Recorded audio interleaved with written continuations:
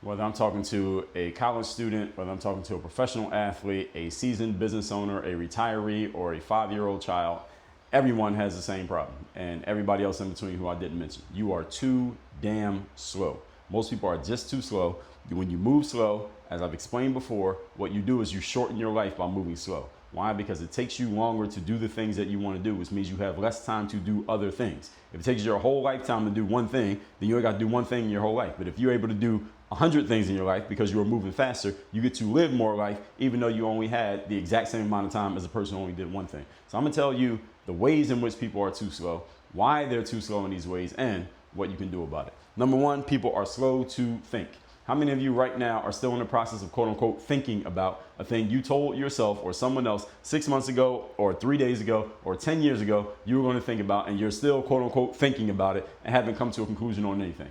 Thinking is instantaneous. Think of an elephant. Think of the color blue. Think of your first car. Think of your first pet. Think of your best friend. You can imagine them in your mind as soon as I bring them up. That's how fast thought happens. Now, it does not mean you always come to a conclusion that quickly, but the amount of time that we give ourselves to think about things is what is shortening our lives, because we're using that as a delay tactic, as an excuse to not do point number 2, which is decision.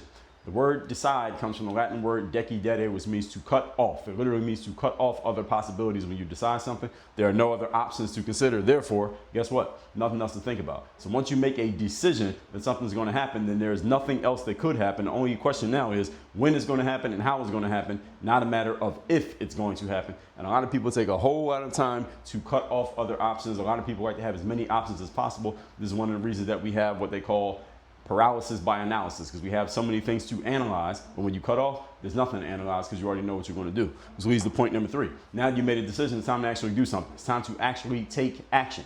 And the best way to get good at taking action is to eliminate the time between a decision and an activity. As soon as you make a decision to do something, you immediately take some action that commits you to a decision. Understanding the decision is not real until the action has been taken. A decision is not a decision just because you said it or you thought about it or you got hot and bothered or motivated about it. A decision becomes a decision when you take action that commits you to the thing that you have allegedly decided. So if you can think faster, decide faster, and start acting faster, you will collapse time frames, you'll stop being slow, you'll stop being like the average person, and you'll start living a life that you want to live, and a whole lot more of it. You want to learn how to do this in a more systematic and strategic way with my direct help and my direct coaching? Join our program at workonyourgameuniversity.com. That link is in my profile.